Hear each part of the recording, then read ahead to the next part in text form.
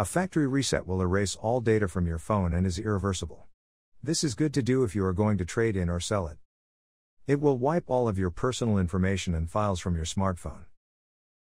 Here's how to do the factory reset on a Galaxy Note 20. Pull up the app drawer and look for Settings. Once found, tap on it. Scroll all the way down to find General Management, and then tap on it. Tap Reset to view all the reset options.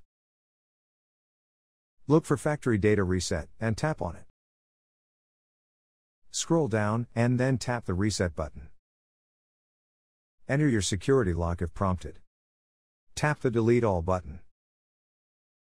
Verify your identity with biometrics, or enter the password of your Samsung account.